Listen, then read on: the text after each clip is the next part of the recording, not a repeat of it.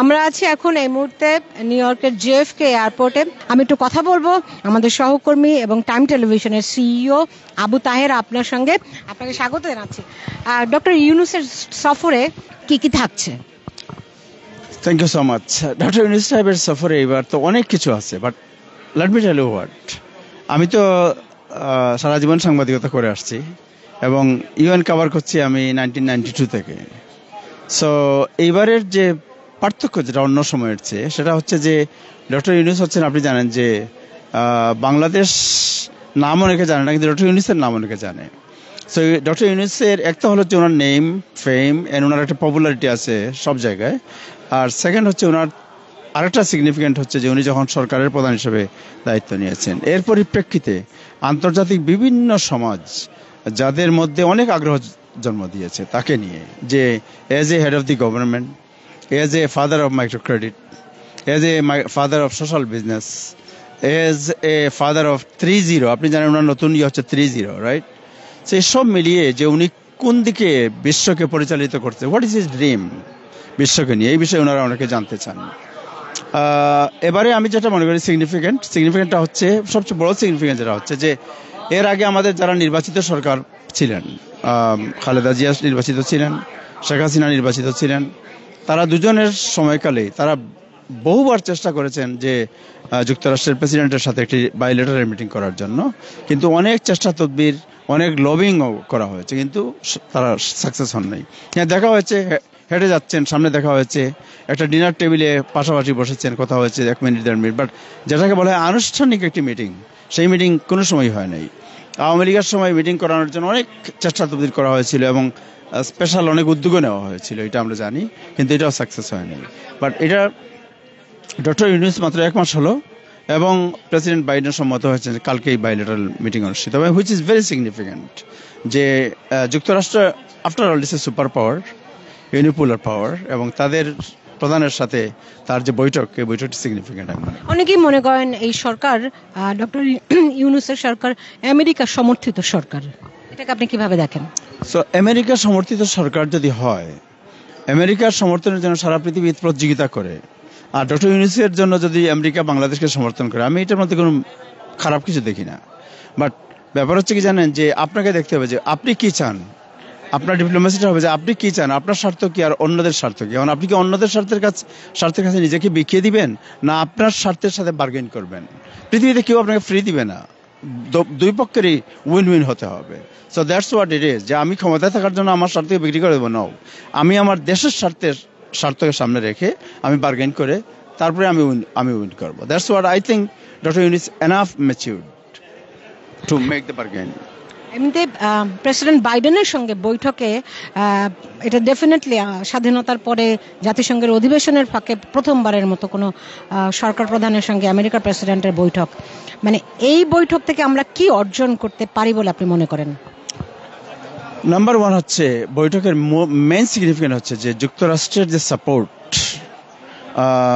কারণ এর আগে আপনি জানেন যে শেখ হাসিনা যখন ক্ষমতায় ছিলেন, তখন যুক্তরাষ্ট্রের সাথে বাংলাদেশের সম্পর্ক খুবই নড়বড়ে হয়ে গিয়েছিল, বিকজ সাবেক প্রধানমন্ত্রী অনেক তির্যক মন্তব্য করেছিলেন আমেরিকাকে নিয়ে, এবং আমেরিকার ভিসা স্যাংশন, তারপরে আপনার মানবাধিকার হরণ, সংবাদপত্রে হরণ, হিউম্যান রাইটস রিপোর্ট, সবই ছিল against the government. So main significant যেটা হচ্ছে যে রাইট আফটার হাসিনাজ ফলেন, এটা মনে হচ্ছে যে যুক্তরাষ্ট্র একটা সমর্থনের একটা হাত বাড়িয়ে দিয়েছে বাংলাদেশকে, যে উইল সাপোর্ট ইউ। এটা হলো নাম্বার 1 সাপোর্ট। দেন আপনার সিগনিফিকেন্ট যেটা হবে যে বাংলাদেশের, আপনি জানেন Bangladesh need financial aid, Bangladesh need আপনার জিএসপি, যেটা কোটার যে আপনার যে নিষেধাজ্ঞা আছে, এটা তুলে দেওয়া, মানে কি জিনিসটা আমি ঠিক ব্যাখ্যা করতে পারছি না। জিএসটি সুবিধা দেওয়া, রাইট? দেন বাংলাদেশ নিড আপনার বিভিন্ন ধরনের টেকনিক্যাল সাপোর্ট যুক্তরাষ্ট্র থেকে, রাইট? এক্সচেঞ্জ প্রোগ্রাম, অনেক ধরনের এক্সচেঞ্জ প্রোগ্রাম আছে, student exchange programme, technical exchange programme, even military exchange programme হতে পারে, রাইট? আপনি ইন্ডিয়ার সাথে না করে আমেরিকার সাথে করেন, দ্যাটস বেটার অপশন। এখন দেশে যেই আইন শৃঙ্খলা পরিস্থিতি, এইটা নিয়ে ডক্টর ইউনূসের কিভাবে রিয়াক্ট করা উচিত, কি ধরনের ভাবনা বা কোন ধরনের পদক্ষেপ নিয়ে তা নিয়ন্ত্রণে আনা উচিত বলে আপনি মনে করেন? শোনেন, আপনি never understand me wrong, let me tell you what, being a Bangladesh I feel proud. পৃথিবীর যত দেশে রেভুলেশন হয়েছে, ইটস এ রেভুলেশন। 5ই অগস্ট যেটা হয়েছে, ছাত্র জনতার একটা গণবিপ্লব হয়েছে, যেটা পৃথিবীর ইতিহাসে একটা বিরল বিপ্লব, যেখানে রাজনৈতিক শক্তি সম্পূর্ণ ব্যর্থ হয়েছিল স্বৈরাচার মুক্ত করতে বাংলাদেশকে। সেখানে ছাত্র জনতার আপনার সম্মিলিত, ছাত্ররা মেইনলি ইনিশিয়েটার, অ্যান্ড দেন জনতার সাথে সম্মিলিত হয়েছিল, রাইট? বাংলাদেশে almost 6 days there was no government, কোনো পুলিশ রাস্তায় ছিল না। অ্যান্ড আফটার 15 years অফ আপনি জানেন যে বিভিন্ন ধরনের অত্যাচার, নির্যাতন, গুম, খুন, কারাবরণ, এই সে অনেক কিছু ছিল, বিডিআর হত্যা, অনেক ঘটনা ঘটেছে। এর পরিপ্রেক্ষিতে এবং রাজনৈতিক প্রতিপক্ষ ছিল, এর পরিপ্রেক্ষিতে মনে করা হচ্ছিল, ইভেন আওয়ামী লীগ, আপনার ওবায়দুল কাদের সাহেব বলেছেন যে আজকে যদি শেখ হাসিনার পতন হয়, লক্ষ লক্ষ আওয়ামী লীগের লোককে মেরে ফেলবে ওরা। সেখানে বাংলাদেশের মানুষ পৃথিবীর ইতিহাসে অত্যন্ত সুন্দর একটি সম্প্রীতির দৃষ্টান্ত স্থাপন করে। হ্যাঁ, ইনসিডেন্ট হয়েছে, আমি অস্বীকার করবো না, ইনসিডেন্ট হয়েছে, যেটা একটা ইনসিডেন্ট হলো ইনসিডেন্ট, এটার আমরা নিন্দা করি। এটা হওয়া উচিত। প্রতিদিনই কাউকে না কাউকে পিটিয়ে মারা হচ্ছে, হ্যাঁ, এবং দলবদ্ধভাবে। ওকে, সো এটার যে আফটার ম্যাচ, যেটা নিয়ে সবার মধ্যে প্রচন্ড ভীতি ছিল, এইটা মোটামুটি যেভাবে হোক এটা এই গভর্নমেন্ট কাটাতে সক্ষম হয়েছে। এখন হচ্ছে সবচেয়ে বড় চ্যালেঞ্জ যে গভর্নমেন্টের হচ্ছে law and order situation. Law and order situation সবচেয়ে বড় ক্রাইসিস হচ্ছে পুলিশ ডিপার্টমেন্ট। অনেক লোক পালিয়ে চলে গেছে। এখন গভর্নমেন্টের জন্য, যার কারণে গভর্নমেন্ট বাধ্য হয়েছে আর্মিকে ম্যাজিস্ট্রেসি পাওয়ার দেওয়ার জন্য, রাইট? সো ফার আমি জানি গভর্নমেন্টের যে এখন যে স্ট্র্যাটেজি হচ্ছে, ম্যাজিস্ট্রেসি পাওয়ার সাময়িকভাবে দেওয়া হচ্ছে আর্মিকে, in the mean time police বাহিনীকে পুনর্গঠন এবং আপনার ল অ্যান্ড অর্ডার সিচুয়েশনকে নর্মালাইজ করার চেষ্টা করা হবে। Let's see on what happen. But তারপরেও যে ঘটনাগুলো ঘটছে, এটা কোনোভাবে প্রত্যাশিত না। একজন মানুষ যদি কোনোভাবে আহত হয়, মারা যায় বা অন্যায়ের শিকার হয়, এটাকে আপনি বলছিলেন যে কয়দিন 6 দিন কোনো সরকার ছিল না, সেই সময় যা ঘটেছে সেটা নাই বা বললাম, কিন্তু বর্তমান সরকার দায়িত্ব নিয়েছে প্রায় 1.5 মাস। আপনার কি মনে হয় সেই তুলনায় কিছু উন্নতি হয়েছে? ওকে, সো প্রথমে হলো যে একটি অলমোস্ট, শুনেন, দি সংবাদপত্রের অবস্থা আপনি জানেন, আপনি তো জার্নালিস্ট। সংবাদপত্রের তো কোনো স্বাধীনতা নাই। হ্যাঁ, সংবাদপত্র ভঙ্গুর অবস্থায় চলে গেছিল এর আগের সরকারের সময়। আমি বলবো আমরা স্বাধীন সাংবাদিকতা করতে পারিনি। তারপরে এখনো পারছে না কেউ। আসতেছি আমি কামিং টু দ্য পয়েন্ট। বিচার বিভাগের স্বাধীনতা ছিল না। আপনার অপোজিশন বলতে একদম এলিমিনেট করে দেওয়া হয়েছিল, রাস্তায় বের হতে পারে নাই তারা, রাইট? আর যারা একটু বাড়াবাড়ি করছে বা কথা বলছিল তাদেরকে ইদার গুম করা হয়েছে, না হলে কারাগারে হাজার হাজার মানুষ কারাগারে ছিল, রাইট? এই ধরনের একটা সিচুয়েশনের মধ্যে একটি পরিবর্তন এসেছে এবং দীর্ঘ 15 বছর অপারেশনের মধ্যে ছিল জাতি, রাইট? এখন এই অপারেশনটাকে আপনি কিভাবে দেখেন? ধরেন আগে আওয়ামী লীগ, বিএনপি কোনো এরকম কাউকে পিটিয়ে মারলে, কোথাও কোনো সন্ত্রাসী কর্মকাণ্ড করলে সংবাদপত্র লিখতে পারতো যে আওয়ামী লীগের সন্ত্রাসী কিংবা আওয়ামী লীগের অমুক নেতা এটা করেছে। এখন আর কেউ জামাতের কথা বলতে পারছে না, এটা বলা তাদেরকে নিষিদ্ধ করা হয়েছে। শুধু তাই না, আপনি ছাত্রদের কথা বলছেন, ডেফিনেটলি এটা একটা বিরল ধরনের অভ্যুত্থান হয়েছে।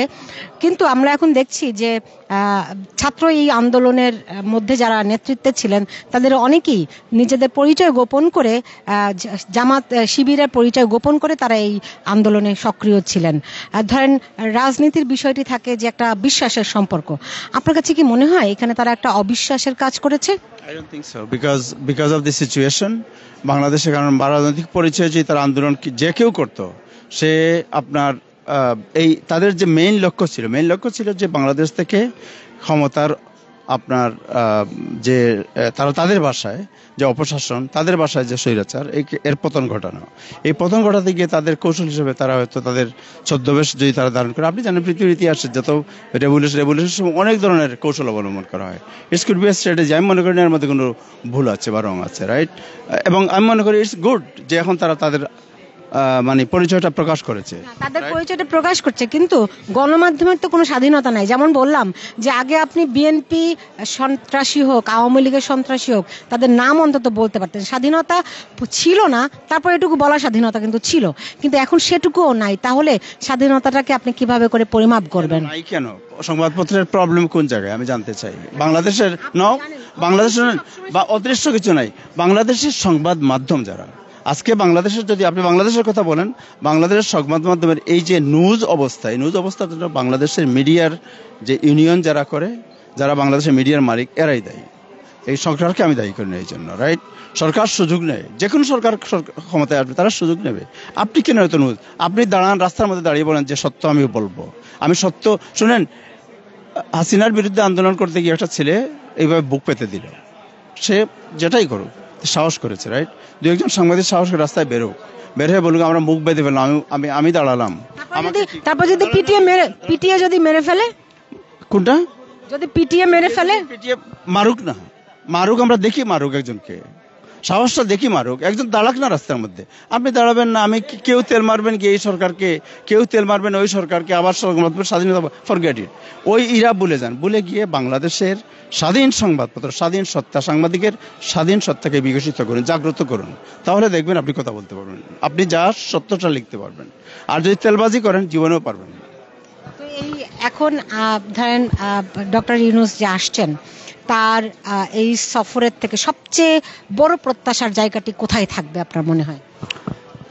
আমার মনে হয় যেটা, যে বাংলাদেশের মানুষের দীর্ঘদিনের প্রত্যাশা ছিল একটি, আমি জানি না আপনি আমার সাথে একমত হবেন কিনা, যে একটি inclusive society. Inclusive society mean, আপনি আস্তিক হতে পারেন, আপনি নাস্তিক হতে পারেন, আপনি ধার্মিক হতে পারেন, আপনি হিন্দু হতে পারেন, আপনি বৌদ্ধ, আপনি খ্রিস্টান, আপনি অ্যাথিস্ট, আপনি হোয়াট এভার, বাট আপনি যদি মানুষ হন, একজন মানুষের তার মানবিক যে মর্যাদা, এই মর্যাদাকে সমুন্নত রাখা নাম্বার ওয়ান। এটা হচ্ছে আমাদের সংবিধানেও স্বীকৃত আছে যে মানুষের মানবিক মর্যাদাকে আমরা সমুন্নত রাখবো, রাইট?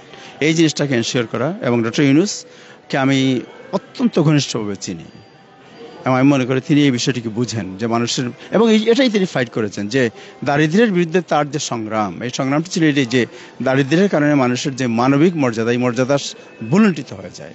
হ্যাঁ, সো এই মর্যাদাকে সামনে আনাই, এই মর্যাদাকে পুনঃপ্রতিষ্ঠা করার জন্য তিনি মাইক্রো ক্রেডিট বলেন, ক্ষুদ্র ঋণ, দারিদ্র্যের বিরুদ্ধে সংগ্রাম। কখনো তিনি বলেছেন যে দারিদ্র্যকে আমরা 2030 সালের মধ্যে আমরা জাদুঘরের স্থান দেব। এই কথাগুলো যে তিনি বলেছেন, এটা ওনার স্বপ্ন।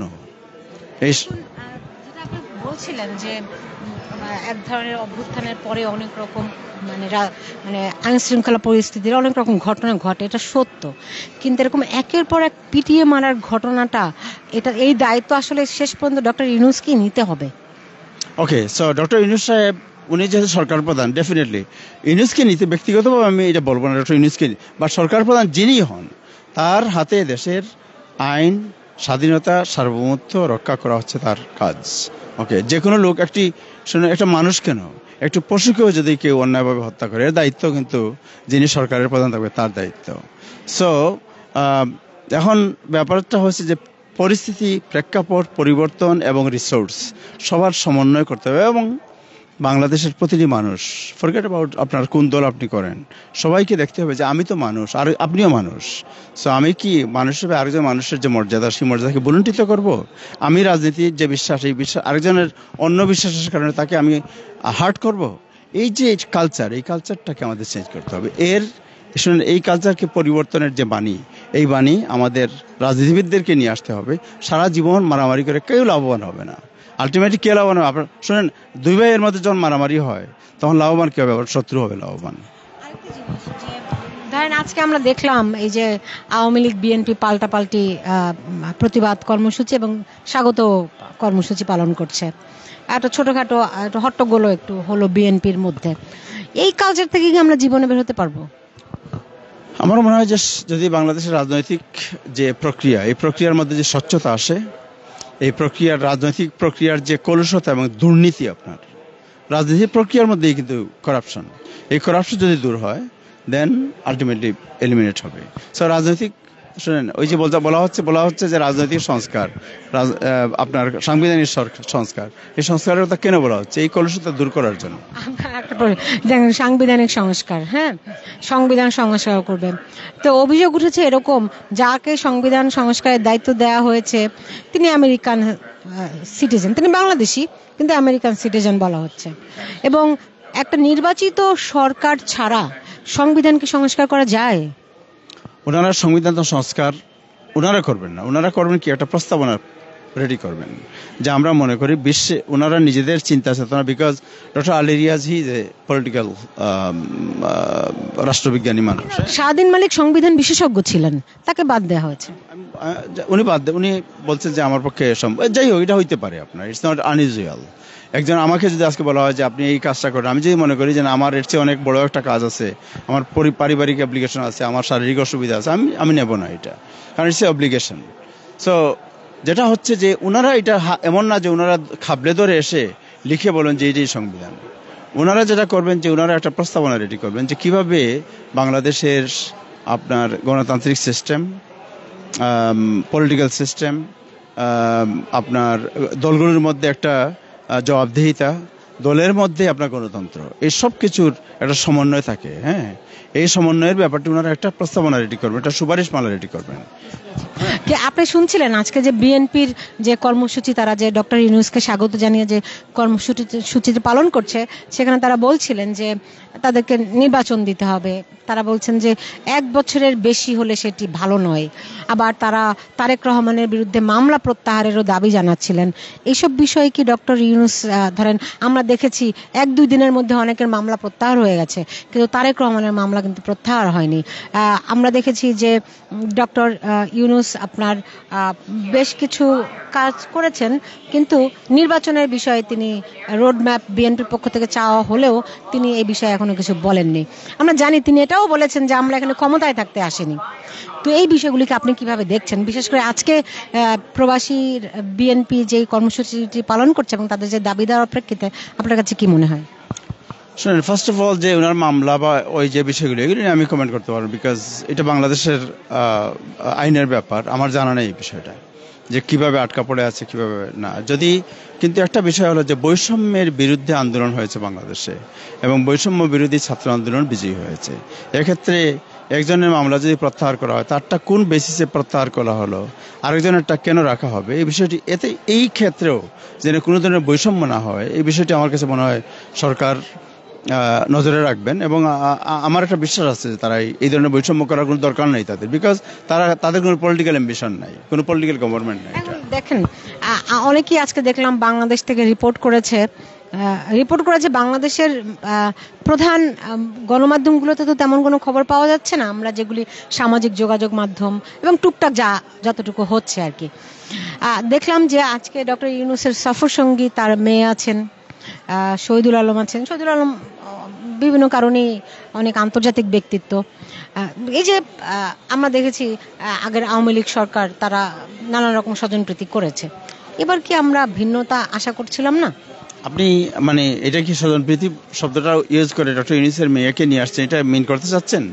ক্লিয়ার এটা মিন করতে চাচ্ছেন, right? Okay, so it is not a স্বজনপ্রীতি। শুনেন, একজন আপনাকে প্রত্যেকটা জিনিস দেখতে হবে যে যিনি হেড অফ দি গভর্নমেন্ট, ওনার বয়স 82 ইয়ার্স ওর মাত্র 40 বছরই হোক, but it is a big sacrifice. Public service a big sacrifice. আপনি যদি দুর্নীতি না করেন,